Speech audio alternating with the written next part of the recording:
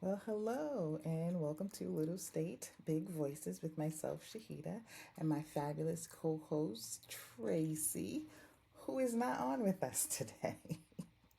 There is no split screen, there will be no Tracy joining us. We will actually be playing an old episode, our TED Talk Roxbury episode, for this week because this week we were taking some time off of our black jobs and just enjoying life a little. Tracy was in Martha's Vineyard. I was in Newport. And in Newport, I actually got a chance to see the Great Elephant Migration that is actually playing at this, playing at this, actually showing at the Breakers. So there are these big giant wooden elephants that they've built to show the migration that elephants do go through in Africa. It's really beautiful. It was a nice day to take a long walk. I think the cliff walk is about maybe 3 hours, about maybe 3.5 hours, and so we did that. And it was very beautiful to kind of like walk alongside the ocean on these big rocks, and the water was just hitting. The waves were beautiful. It's just a beautiful day, and I'm pretty sure Tracy enjoyed her time in Martha's Vineyard, and we definitely will be back next week, and that will be the final time that we are back for the month of August. We are going to take the rest of the time, the rest of August off, and we'll be back in September. So there are a couple of things. I mean, I guess we've all know that, between the presidential election, that Kamala actually did secure the nomination. Now she has enough delegates, and of course the DNC, the National Convention, will be coming up very soon, and then it will be actually official, and she will be the official nominee for president of the United States, and we are all very excited, and we cannot wait for her to get that black job.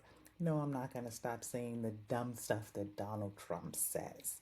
Even Simone Biles now, she won those two medals at the Olympics, and she said that, she's just out here enjoying her black job. So, no, we're not going to stop saying the dumb things that he said, because this week he was just on par. But one of the things that was just so shocking about this week, I think, was purely on, it was just evident how much he despises black women specifically. The disdain that he showed at the National Association of Black Journalists to the three women that, well, actually two, because one was a Fox host and she was not asking him any tough questions. But Rachel Scott from ABC, she definitely was asking him tough questions, things from what he has said.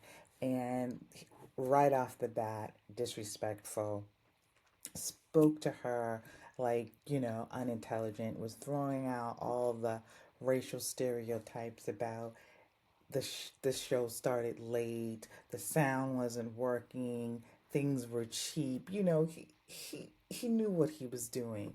He didn't want to be there, and it actually showed that he didn't want to be there.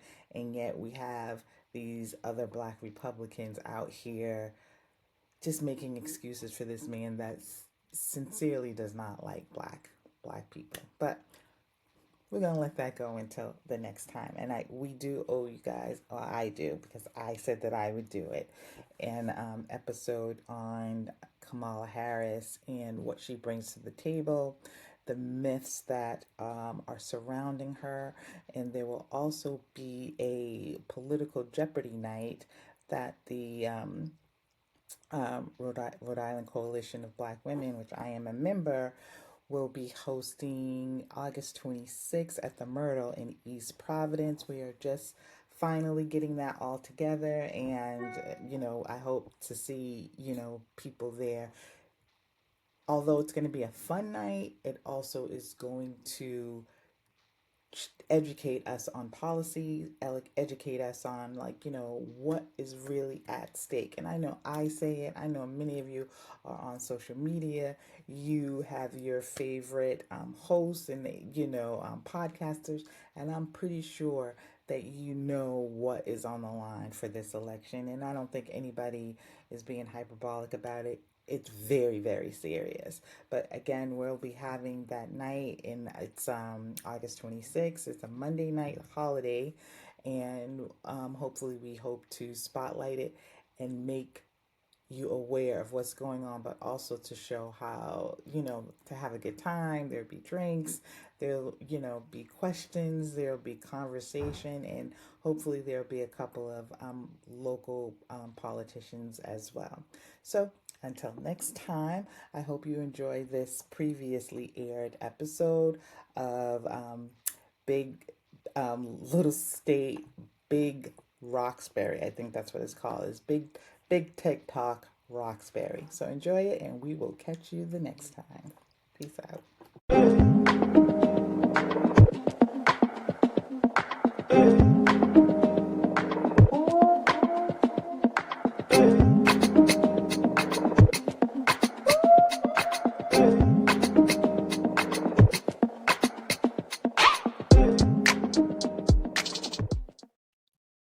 Well, hello, and welcome back to Little State Big Voices with myself, Shahidah, and my fabulous co-host, Tracey. Hey, y'all. So today joining us, we have some very special guests, some speakers, some innovators, organizers of the highly anticipated TEDx Roxbury 2024. So this is the second year of TEDx Roxbury, and it's looking like it's going to be a bigger success than it was the first year. And Tracey, our dear Tracey, has served on the planning committee. So with that, I'm going to turn it over to her so she can introduce and give a small bio of our fabulous guest.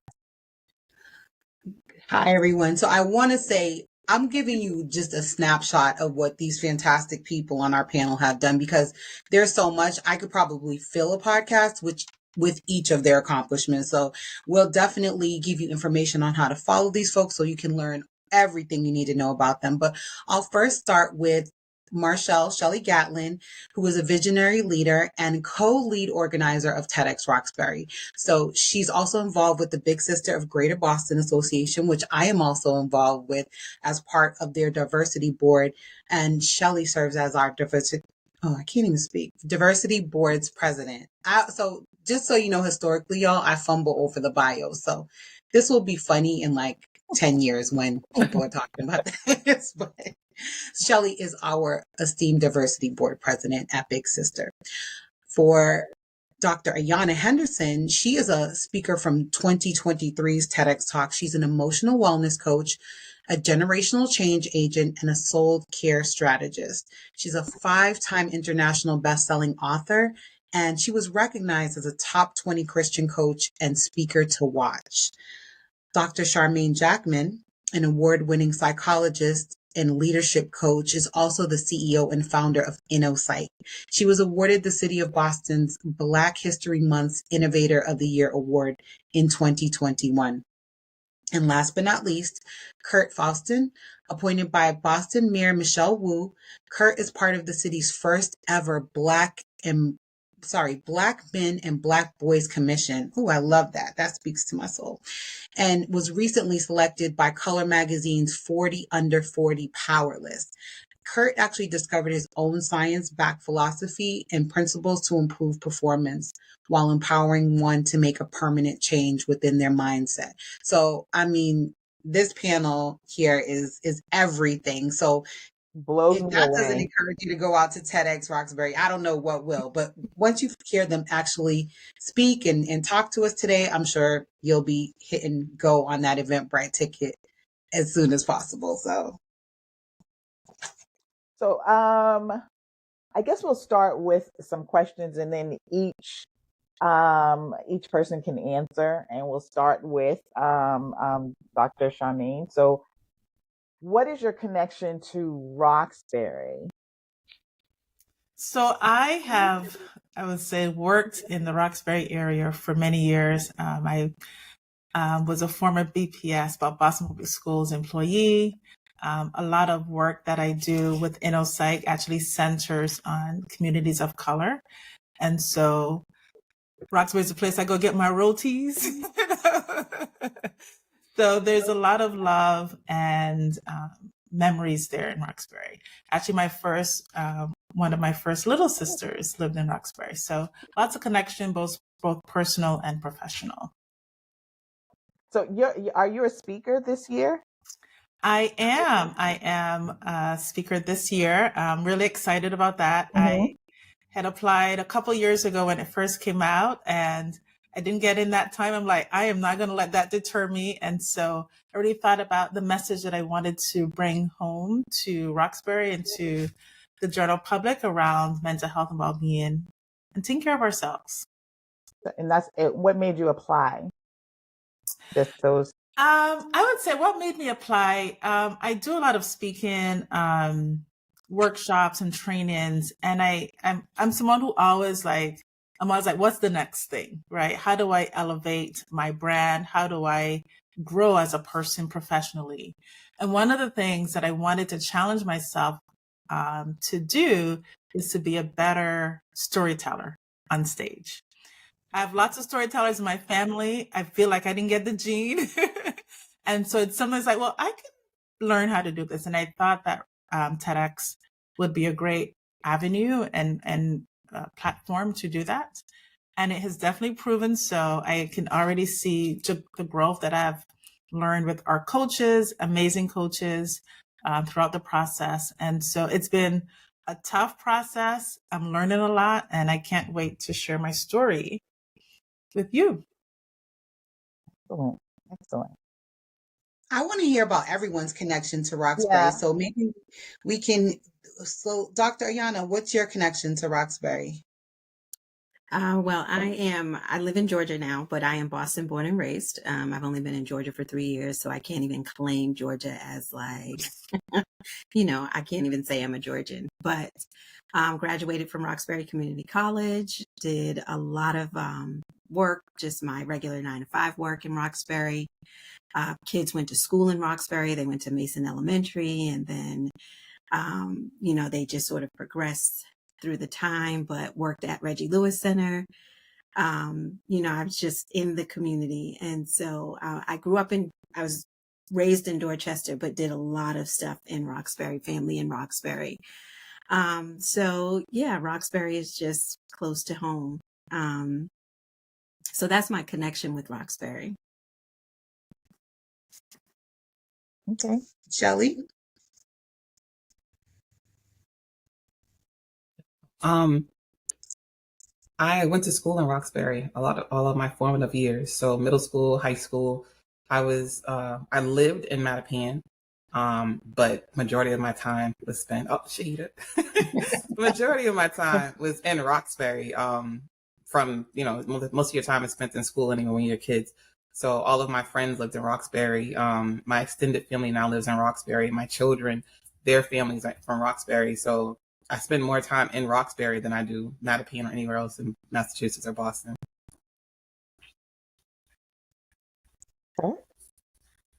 Yeah. Thank you for having me on, by the way. I've done a lot of work in Roxbury. I was the executive director of E for All Roxbury, which was an entrepreneur nonprofit. I actually ran halfway houses in Roxbury for about 6.5, 7 years in the Dimick Center. For the past couple of years, I've been running programs out of Roxbury Community College. Majority of my work is in Roxbury as I've been on this journey trying to help individuals with mental health and emotional intelligence. I feel like add something really quick because there's Roxbury Community College came up a couple of times, and for our Rhode Islanders, it's been a staple. I don't know what year it was incorporated, but I know that when I was in the 8th grade, and this in the 80s, 90s, it has been a staple of the community. And I know how some kids I want to go to Harvard, or I want to go. I literally wanted to go to Roxbury Community College. I mean, just seeing the students when I was younger in high school going in and out of it, down there in right behind Madison. I was just very impressed. And that was like my first kind of like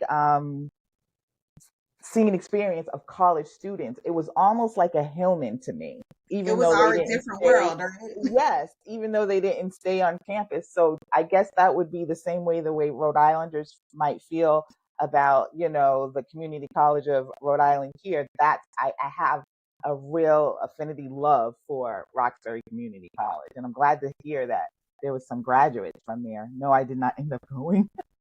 But it's a full circle moment because Mm-hmm. this year's TEDx will be at RCC because Yes. we've grown Mm-hmm. exponentially.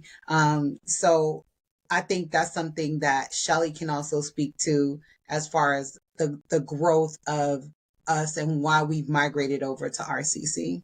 Absolutely. Last year's event, we were only able to have 100 attendees. And even with that, there were so many people who wanted to be there. There was so much attention to it. And we were sad to have to, turn away so many others.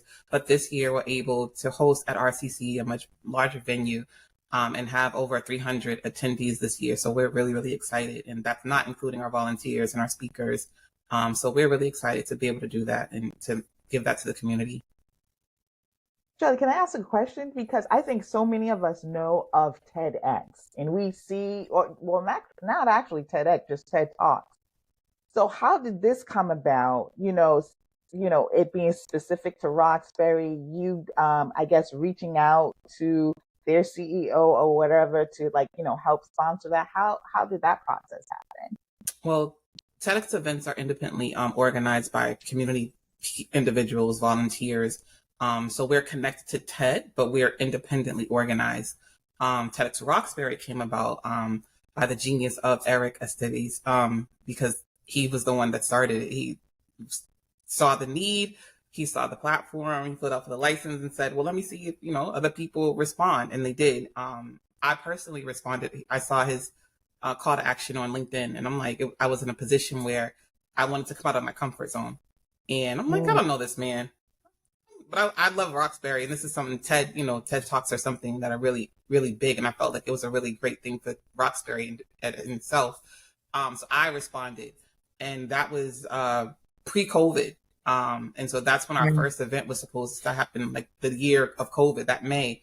But we were organizing prior to that, and there were so many volunteers. There were so many people who really poured themselves into the project. And we weren't able to have our first event during that May during COVID. But even after, I was bugging Eric, like, okay, we need to start it over. What are we going to do the next year? Are we still going to, everything's open?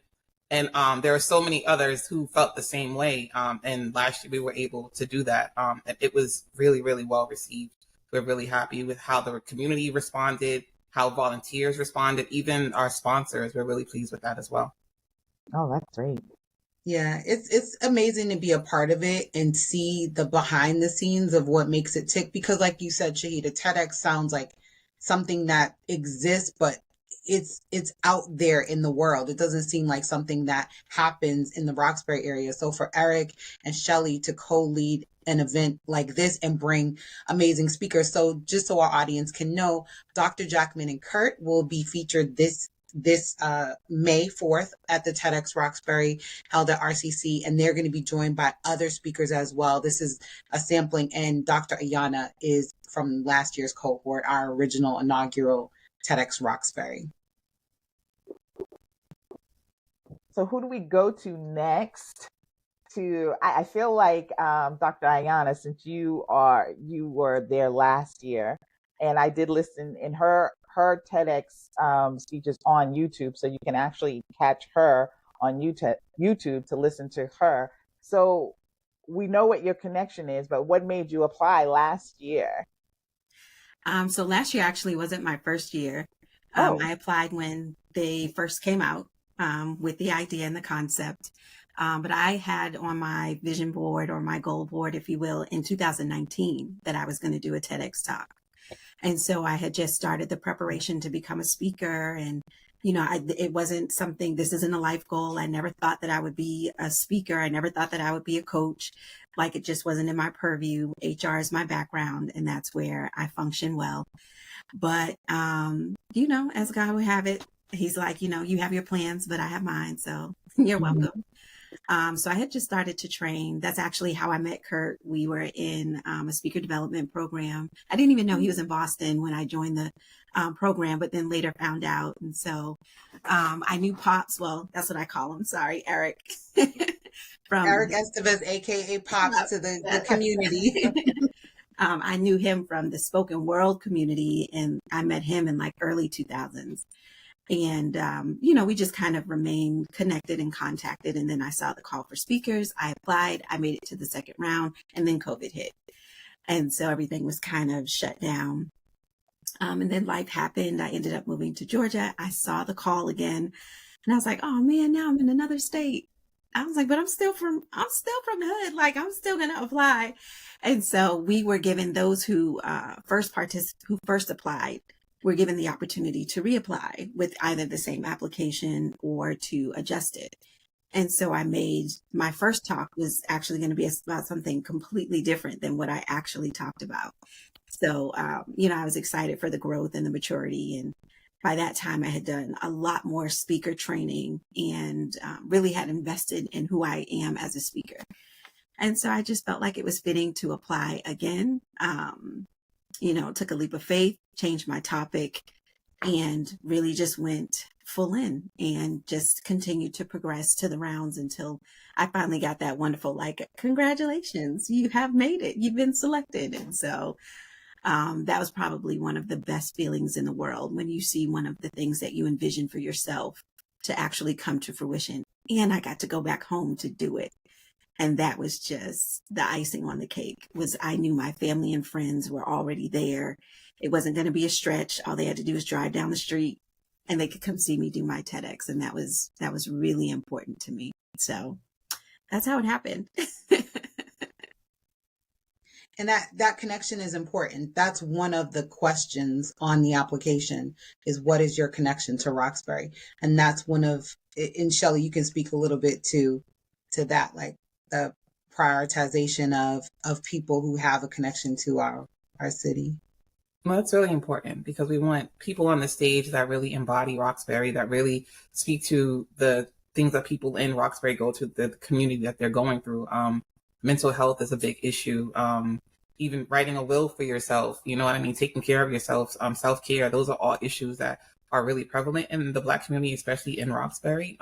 But having voices that have a deep connection to Roxbury makes it even better, so that those who are coming from the community who've never even heard of TEDx, never mind TEDx Roxbury, they can see a familiar face, or they can see someone and there's an immediate connection, saying, oh, well, they really understand. They're not, they're not foreign to what, our plight is here and what we're going through, and, those feelings that I have. So that's really important to us when we're doing our selection or doing the applications, that you do have some sort of connection to the community.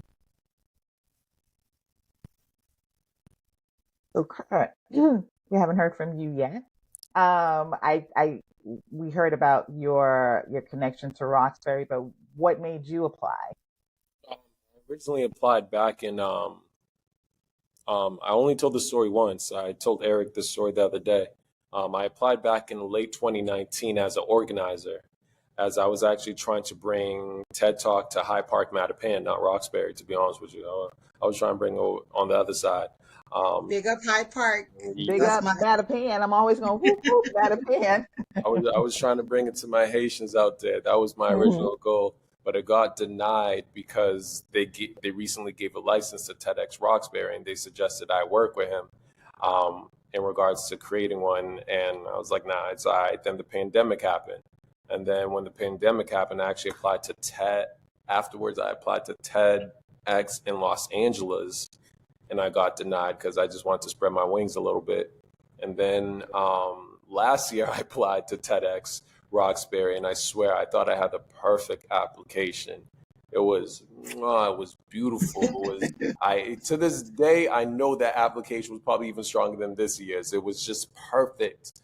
But they denied me. And so I was going on 3 denials.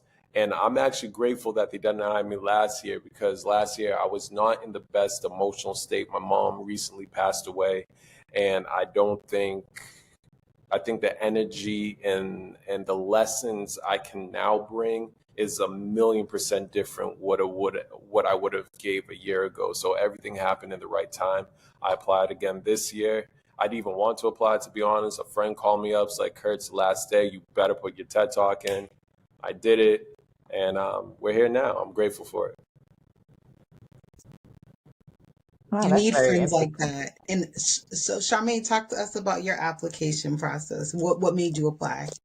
Yeah, I was funny because I was just about to jump in. So similar, well, somewhat similar to some of the other folks, I also applied in 2019. And I had a topic, it was, surrounding mental health as well. And I was also very sure I was going to get in. So I was devastated when it didn't happen. But I think everything happens time and season. And so, um, when this application came around, I was thinking about it, like, what am I going to talk about this time? I think the topic that I had was really kind of a potentially triggering topic. So I was like, let me think about it. And then I was actually in St. Louis attending a conference, and was with my sister-in-law. And I was like, oh crap, the deadline's today. And we were an hour behind. So I like forgot that. So I'm like literally typing this thing 15 minutes before it's midnight. I sent in my application. I was like, oh my God. Like You not know what you guys planning, just taught me? not Persistence. planning. Persistence for sure. And I was really surprised when I got the application that I moved to the second round. And then I had to submit a video. You have to submit like a 3-minute video. No, maybe less than that. So I submitted my video and was really excited, that I made it through to the finals. So again, similar, I think I mentioned this earlier. This is something that, similar to you, Dr. Ayana, this was on my vision board as well. And coming from a family of storytellers, I'm like, I got to up my storytelling game. And so that was really the inspiration. And I think, again, just a lot of my work and personal life, I'm always in Roxbury for something, dropping the kids at a program, like I said, picking up my rotis, going to the bowling building for work, right? There are all these ways in which, Roxbury just seems to be the center. So I do feel it's a huge honor to get to represent Roxbury in this way, and this TEDx Roxbury. And the folks who are on, the speaker list this year are amazing. Kurt and I are in the same small group, so it's been wonderful to see his speech evolve over time. And so I think we're all growing and we're learning from each other and supporting each other, hyping each other up. So it's been a wonderful process as well. So thanks to Shelly and Eric for also creating a community that allows us to thrive. I'm so glad you all didn't give up. I think that's my takeaway from what you said so far, Kurt and Charmaine, especially you guys being together in this year's cohort, is that you despite not getting in your first attempt, you tried again. And I think there are other people that are probably in a similar boat to you. They may have even applied 2 years in a row and not gotten in. My words to them would be, keep going, keep trying, because you never know. And even Dr. Ayana, you could have said, you know what, I applied, pandemic hit, I'm not going to reapply. I'm on to something else, but it just was your time. And like Dr. Charmaine said, it's the season. It was your season for it. So Shelly, what would you say to people who are out there applying or considering applying? I would say apply, even if you feel insecure about it, even if you feel, like a lot of people don't feel like they're enough. And I think that's a really important thing to highlight as well. A lot of people see Roxbury in a certain light as what they see in the media, and that it's just violent and, they're no good. And it's just, you shouldn't go through there. But this is this is an event that really highlights Roxbury and shows, what really is coming out of Roxbury, what it really does embody. And I would say apply anyway. We have amazing coaches. We have great volunteers. We are our own little community within a community that really, help to push you forward and champion you, because it's so important for voices to be heard, especially unheard voices. And that's really another part, another thing to highlight. We really want unheard voices as well. So don't think that, you have to be, you have to have 1,000 or 20,000 followers or anything. You should apply. And to your point, Shelley, we're not looking for necessarily people who have prior speaking experience. That can be helpful, but sometimes it's just as helpful to not have any prior experience and to be an empty canvas for our coaches, who I have to really shout out our coaches, because they are phenomenal, phenomenal people. I think I already said it at the top of the podcast, but they are the unsung heroes that really work with people, because I'm the type of person, I can have an idea or concept. I need structure for someone to like give me the structure to actually step up on stage and do that. Some people can do it themselves, but we're just looking for a kernel of an idea. It's like the mustard seed, and those coaches can spin gold. They really do. Special shout out to Coach Gary, because he's Right. awesome. You just took it right out of my, he was my coach, and he was Well, phenomenal. he was my coach. Well, he is my coach. Oh, that's amazing. Last year he had all the closers. That's how great he was. He had all the closers. And so shout out to Alex, shout out to Joseph, because we were team 5, and Gary was phenomenal. Because I know nothing about TED Talks, I didn't know that they had coaches. So I would like Shelley to kind of expand on the coaches in each one, talk about, your coaches and your experience and how that helped you. Because when I think of TED Talk, I'm just thinking these people are professional speakers and they just hit the stage. But it sounds like it's more of a process. So can you just kind of expand a little bit on that? Because now I'm thinking like, oh, I can do a TED Talk. You You absolutely totally can, do. Shahidah. You absolutely can. You should apply. But our coaches are volunteers. A lot of them are in academia. They're teachers, principals. Gary specifically is great at project management. He has like this knack for just pulling things together and pulling things out of people, and showing you your best self. So he definitely has that gift. But all of our coaches are they're all volunteers, and they really pour themselves into fostering what that unique thing in each of our speakers, and they're all wonderful at what they do. Simone, they're amazing. There's so many. They're so amazing. Sonia, who's a former Sonia. speaker. Yes, Dr. Sonia Pratt. Mhm. Matos, right? So yes, we have some really, our coaches, when I say they care, and this is something that they really take personally as far as helping to develop the speakers. Honestly, I can't say enough about our coaches, but yes, Shahidah, you should apply. And yes, we will make sure you get amazing coaching. So to that point, so the process is kind of, the application gets put out there. We put a call to action out on social media. So everybody follow at TEDx Roxbury on Instagram and your socials, so that you can be up to date when the next application opens up in the fall. But basically, it's an application. You do a digital application virtually, and then there's a video that we'll ask for in the next round.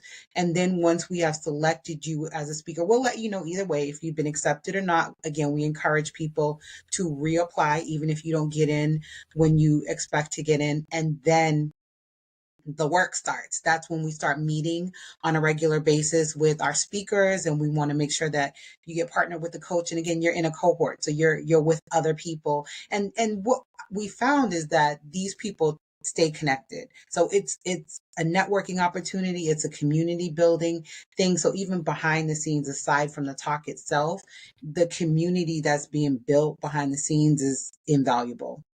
I think it's also important to note that your application is completely anonymous. We don't have anyone's name or anything like that, so there's no preferential treatment. So when we get all of the applications, when we're reviewing them, we don't see your name. All we see is your talk and the information that you've provided.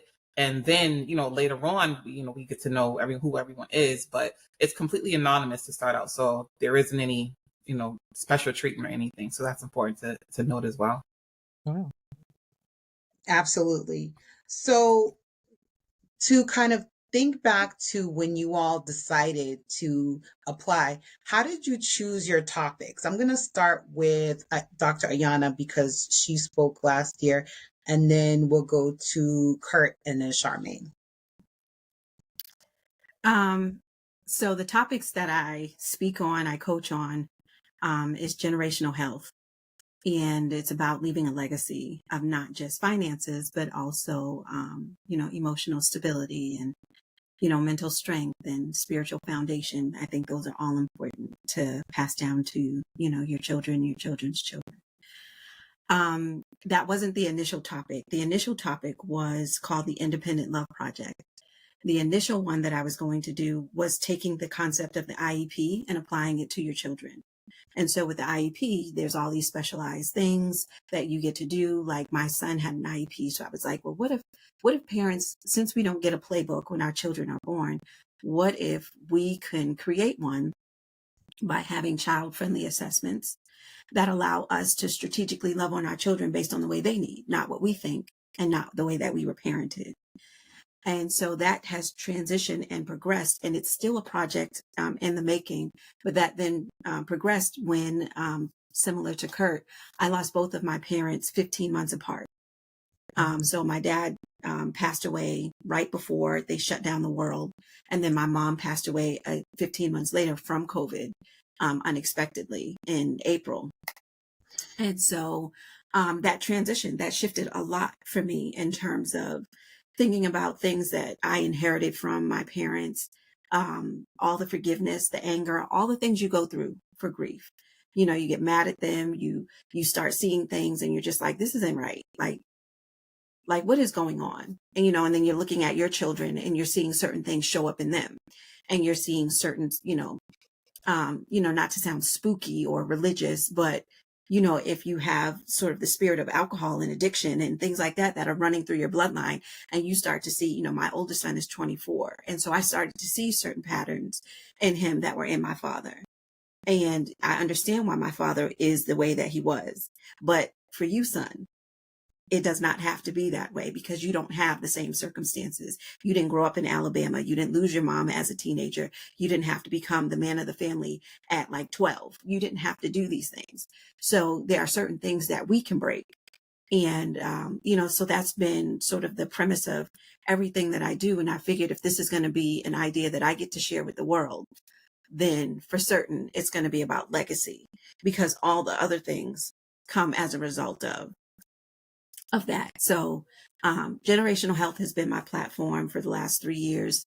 It will continue to be my platform because I just believe that, we have the ability. And then the second sort of part was there's this, as Black women, we want to say that our children are showing up a certain way or they're behaving a certain way because their father wasn't in the home. Well, for me, it's like the reality, sis, is your kids are around you. So you need to change. So kids can't show up as a parent who's not there.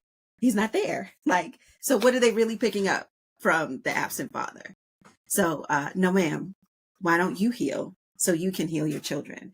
So I do call out the Black woman to heal. I do call her out because she has such a responsibility for her children, but she has such power and such strength and such capacity to change the trajectory for her children. So not afraid to do that. I love y'all. That's powerful. And I don't think it's a dig. I don't think that's a dig on Black women.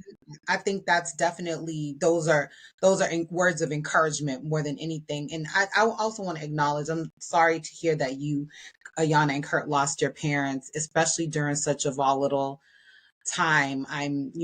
My heart goes out to you for that. I love it. I'll jump in. I want to say,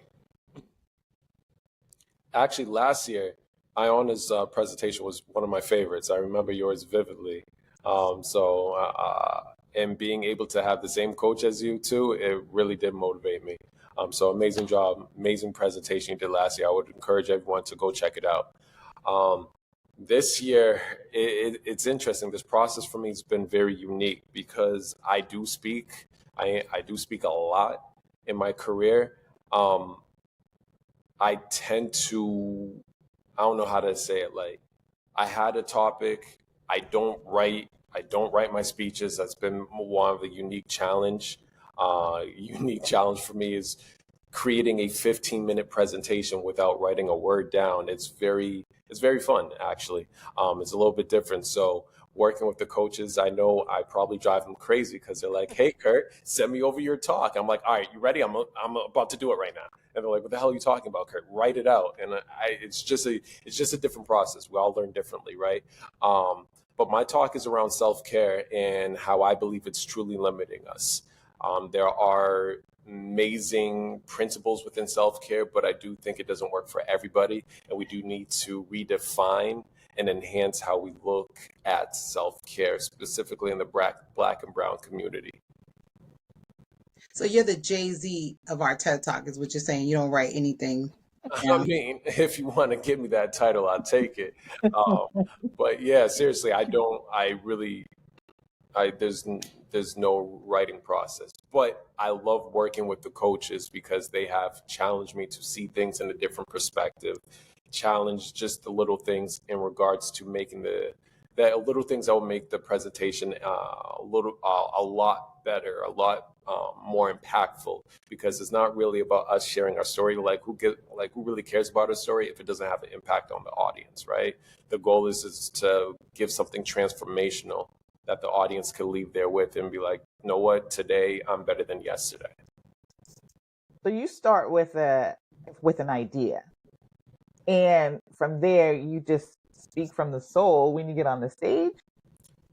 Well, I can't do that with TED Talk because it has with the TED Talk process, they want to know every syllable you're going to say. Forget a sentence. Oh, wow. They want to know every syllable that you're going to say before you get on that stage, right? And so what's been unique and very fun and challenging is like, okay, next time I see my coach, I have to make sure I remember everything I said last time, but we're talking about 12 to 15 minute worth of words that you're memorizing from day one. So from day one, when I remembered Dr. Charmaine and myself while we're in the room, I just said exactly what I had. But I don't know, it's just a different process. I think I was really meant to be a rapper back in the day, but unfortunately I'm doing mental health. Or fortunately, I'm doing mental health. There's still time.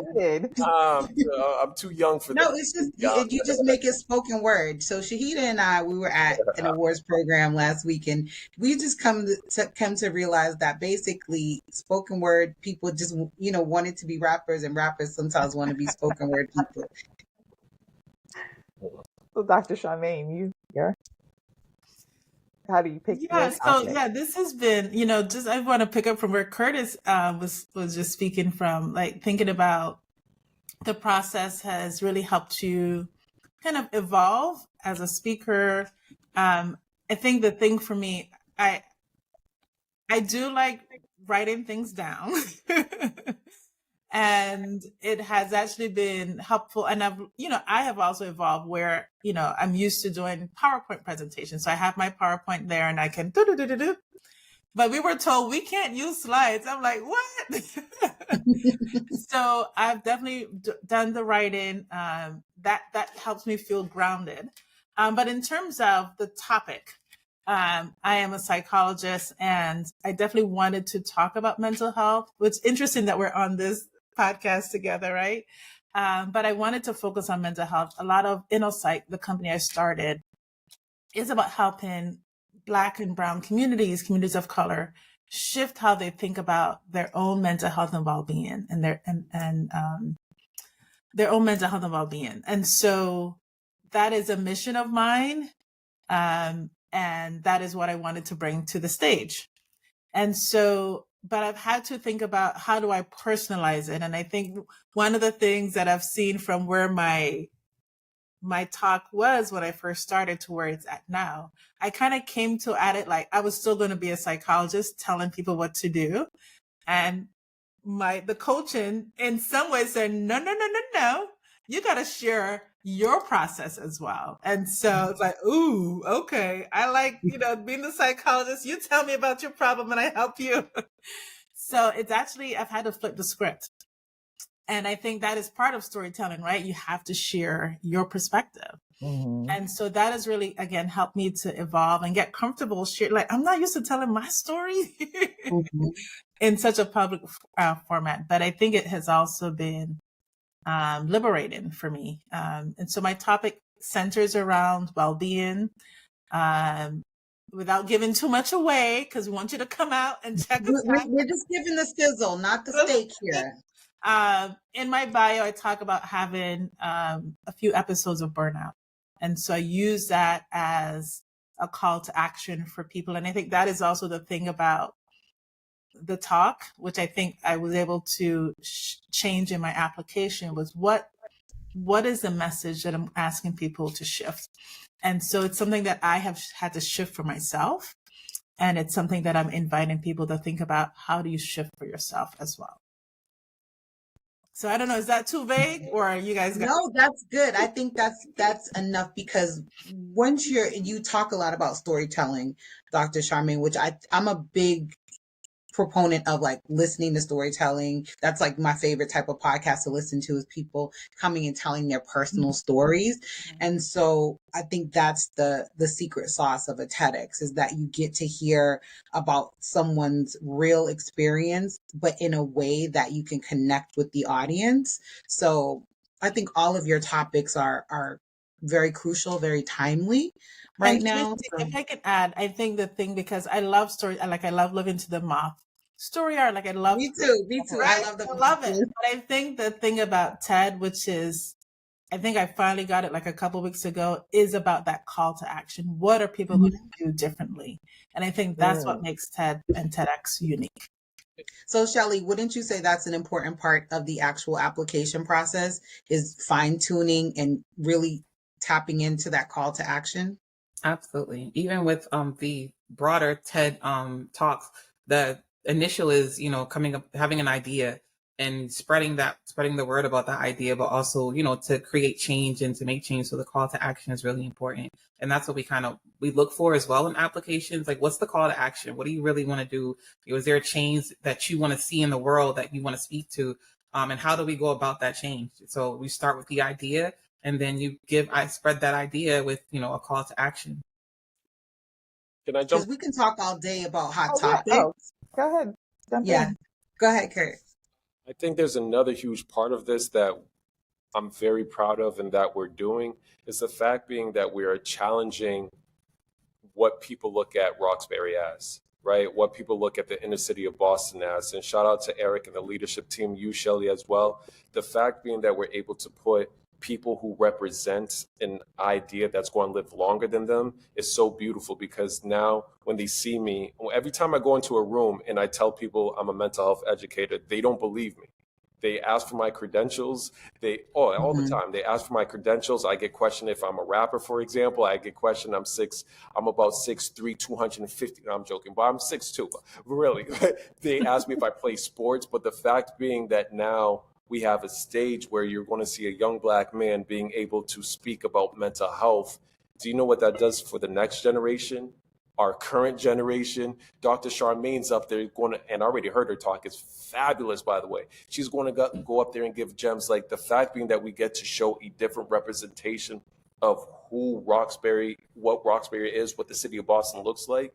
I think that's going to help, hopefully, a paradigm shift in the city of Boston beyond, because too many times they think of Boston as Irish and we got to go to the car. And it's not, it's deeper than that. So the level of authenticity is what really keeps me coming back to TEDx, is that we do this for us. And if other people benefit, so be it. That's great. But we do it for us. We do it for basically the Roxbury culture. And it's very important to us that what we're doing is not like people advertising themselves or their businesses. It's about what can we do to build and strengthen community. And back to that call to action. There's so many topics that are like hot buttons. Last week was Black Maternal Health Week, and all over the world. People were talking about it ad nauseum. What you gonna do about it? That's what TEDx. That's the difference with TEDx Roxbury. Because if we bring you a topic, we're gonna bring you a solution or some options. And I love. I mean, so this is just 3. How many actual speakers are going to be at TEDx, Shelley? 13 this So year. out of the 13, is it all on mental health, or is it other Mm. topics? There are definitely other topics. A lot of it is mental health, self-care, social justice. So we have a range of topics, and they're all exciting. All the speakers are phenomenal in their own right. And I'm excited for everyone to experience it. Like, I'm fangirling a little bit because of some of our speakers, and just after hearing, the ones that are unknown, I'm like, wow, like I can't wait to follow them too. So I know that everyone else is going to have the same experience. Well, the thing that is really dear to me is the fact that we have 3 people here that are going to be talking about mental health, and I just feel at this time, and I guess it's just every generation we just have a heavy load to carry, and this year, 2024, being an election year, it just seems extremely heavy. So and the generational well-being and emotional well-being, that's something I've never even heard before. So to bring that out and make that a topic is absolutely, kind of, it's just, excellent that you could just kind of put those thoughts and then bring it to us so that we can help heal ourselves. And then with Dr. Charmaine and Kurt, you kind of like, bring it all home with the emotional wellness, because it's something that we deal with generation after generation. We're still trying to find ways to heal. So I commend that, and I'm looking forward to the other subjects of social justice, especially, but because that goes hand in hand. People will be pleasantly surprised. Mhm. So while some of these topics may feel a little heavy, we have the speeches that you're going to hear. You've never heard speeches like this before. I'm just letting you know. Agreed. You think you know what to expect, but you have no idea. You have to come out to really experience it. And especially with Kurt, your involvement with the youth, especially Black men and boys, Oh this my is a God. Yeah. crucial and highly pivotal time, just because of the way the world is going. We're regressing, unfortunately. And so we have to really deep dive into taking care of all of us, but particularly our Black men and boys. So we're getting toward the end, but I guess what we would probably do is go around and ask is, what else do you want us to know, either about your TED Talk or about what's next for you? And we can go with start with Dr. Ayana and then go back around Dr. Charmaine and then Kurt. Well, first I want to say congratulations to Kurt and Dr. Charmaine. I am so excited for your talks. I was hoping to be there in person to cheer you on, but I will be watching virtually here in Georgia. But I know that you will all do phenomenal. I'm just like, Kurt is like a big brother to me. I don't know if he knows that, but you are, so you're welcome. Hey, bro. And so just to have even experienced his excitement when I did my talk, and afterward, and he was like, yo, you did this, you did that, you did this.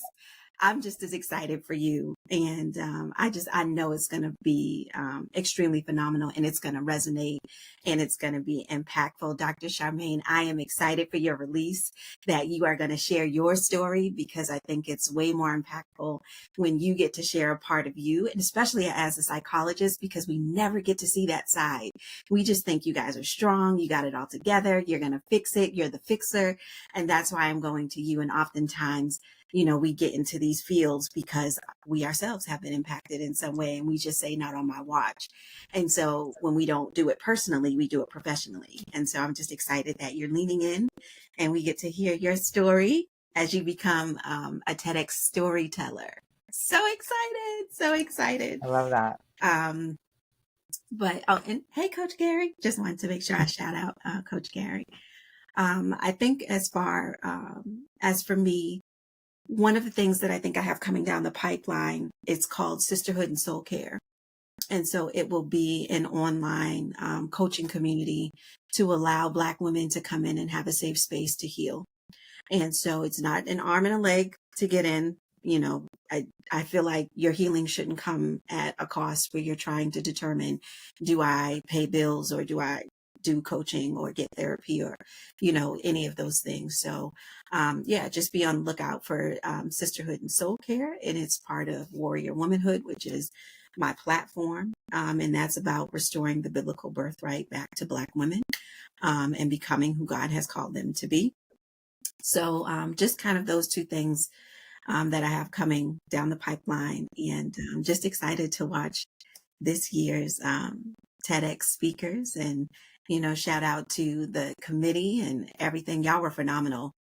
And it was hot that day. Woo! Thank That day you. was phenomenal. So, I know you guys feel like you have a lot on your shoulders, especially representing Roxbury in such a positive light. And so I'm just praying that all goes well, praying for all the tech, praying for all the people involved, praying for all the volunteers, all the moving parts that happened that day, all the audio that has to happen, Oh yeah. and just the facilities and everything. Hold up. Shout out to RCC. Go Tigers. Shout out to our AV people, because honestly, they were clutch, and they will be clutch again this year. Agreed. Shelly? Oh, what do I want you to know? Oh, I thought we were going this way. We- I'm sorry. I think I had said Dr. Charmaine, then Kurt, and then we were gonna end with Wrap up Shelly. with- okay. Yeah, because Shelly has all the deets that we need. Okay. So Dr. Charmaine, I'm sorry. Thank you. And I just thank you, Dr. Ayana, for the love and the encouragement. That was real love too. Yeah, I receive it. I receive it.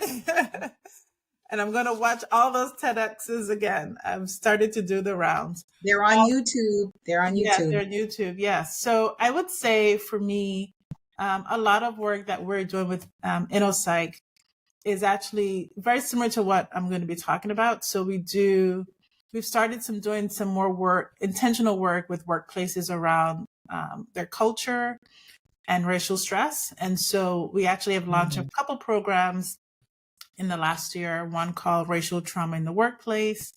We will be launching a new landing page that highlights our workplace well-being. So check out, that's coming, in May. So check back our website around that. But I'm also looking, I think, similarly to Dr. Ayana and Kurt, I've done a lot of speaking, and I'm looking to really kind of just elevate my platform and use what I've gained through this process to make me an even more impactful storyteller. I'm receiving that title too, storyteller. I'm going to channel my Auntie Kay and my cousin Mike, who are the storytellers in our community, in my family. But I really want to be able to use my experience, my professional and personal experience, to really shift a culture in the workplace for Black people, Black women especially. So that's what I'm going to be focusing on. I also am working on a book around entrepreneurship for therapists. That should be out soon. And just continuing to elevate the work that we're doing at InnoPsych to make mental health relevant for our community.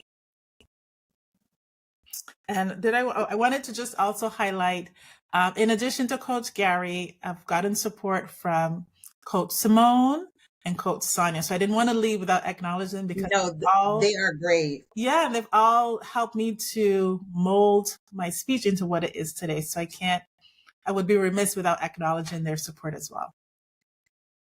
Thank you. Myself, my organization, we just actually released a book. I'm really excited about it. It's called Discover the 7 Lies That Are Keeping You Mentally, I can't say the other word, but I don't want to spread too much, but it's just really exposing and challenging the status quo, how we look at mental health, how we look at self-care, specifically for millennials, more specific for the Black and Brown community, because even though we're in a unique time span where we're one of the most knowledgeable generations ever in history, but certain statistics show we're more depressed than ever, more anxious than ever. We're just going through so many different mental obstacles and challenges, and it really doesn't make sense. So I'm trying to help a lot of my people unlearn to relearn what it means just to be yourself, what success looks like, putting together in different programs for organizations and educational institutions. So really excited about the next chapter. We're excited for you Oh. too. Oh. And definitely, where can people find your book, Kurt? Well, great question. We have it on our website, or even if you go to my Instagram, Kurt Foston, it's on Kurt Foston. You click on it, you'll see all of our information. It's there. You only pay for shipping and handling. Everything else is free of charge, just because we just want to get the information out there. We want to expose people to the truth. That's so exciting. And Dr. Ayana and Dr. Charmaine, what are your social media handles? Where can we find you online? So I am at Warrior Womanhood Coach, and that's on Instagram, but then also on Facebook. It is my full name, Ayana M. Henderson. My profile is public because I like new friends. And then on Facebook, the business page is Warrior Womanhood as well.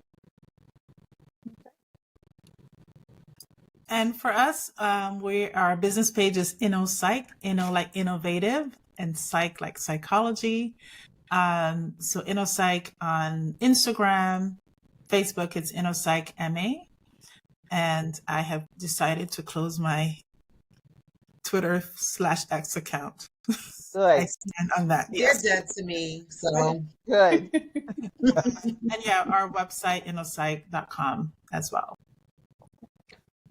So Shelly, give us the juice. What do people need to know about Saturday, May 4th? What do people need to know about our TEDx? Saturday, May 4th, we will be at RCC, 1234 Columbus Ave. Please get your tickets on Eventbrite. Our programming should be about 9 to 3. You will be able to rest in between. We have intermission. We have food. Please come out, enjoy yourself. Make sure you mute your phones. We do ask that, you don't bring babies. That's a big thing. It's not an event for little babies, but if you want to bring in younger children who know how to sit for a long period of time, please do, because it is definitely an experience. It's definitely something that we want to introduce to the youth as well.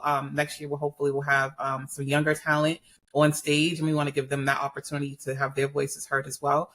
So yes, 9 to 3, but please hurry up and get your tickets because they're almost sold out. I think we only have about 75 left. So right, we do have a limit. We have a limit. And Roxbury Community College is, if you want to travel by MBTA, you can get off right at the Roxbury Crossing station and carefully cross the street to get to us, or you can drive. Parking is kind of first come, first serve. So plan ahead. It's going to be an early day, 9 a.m. on a Saturday, but believe me, the time will fly. That 3 o'clock, you will want to stay for those closers. So you will. And make sure you look good too. You might be caught on camera. So they have that on the TED site. So make sure you look nice. So I was thinking about bringing my 13-year-old grandson. Well, he'll be 13 May 1st. Yes, so, you gotta bring that away. Yeah, I was thinking, and I'm gonna ask you, but you said that, and I was specifically thinking of like Kurt when I was saying like, I need to, think about him when I think about this mental health and young Black men. So yeah, I think I'm gonna grab him a ticket as well.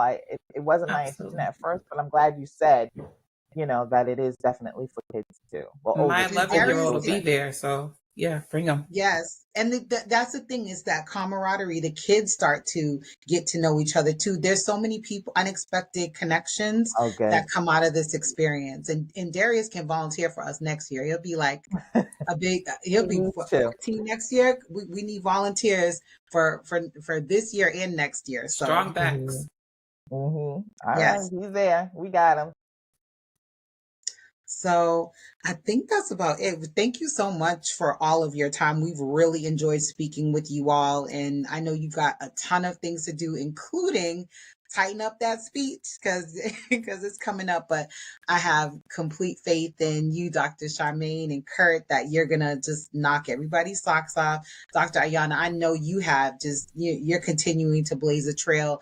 And Shelly, like, I don't even understand how you wear all the hats that you wear, because between TEDx, Big Sister, and all the other amazing things you're doing, like I'm so glad that I get to work with you at two different organizations. I have to say that. you, And I want to Tracy. say, I feel the same. I'm sorry. Go ahead. No, you're fine. Go ahead. I just wanted to say, closing out too. When Tracy said there were going to be 4 people on, I was very resistant because I'm like, I just thought it was just going to be, oh, what?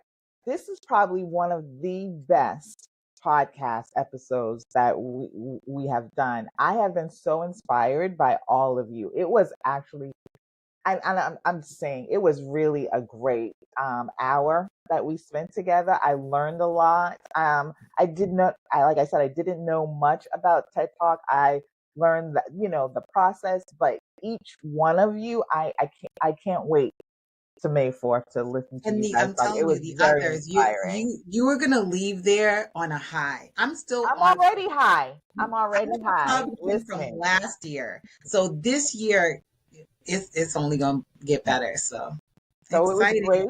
And I hope everyone goes out and get their tickets. The date again is May 4th at May 4th, the Roxbury Community College. I was going to across say Reggie from Lewis. the Reggie Yeah, Lewis. at Roxbury Community College. And again, thank you all for being here. I've been very inspired, and I hope our listeners will be inspired too and go out and buy those doggone tickets. Yep. Get Have a one for great you one. and get one for your friend. Okay. Yes. Have a great Thanks for one. having us. Thanks for having Thank us. you. Take care.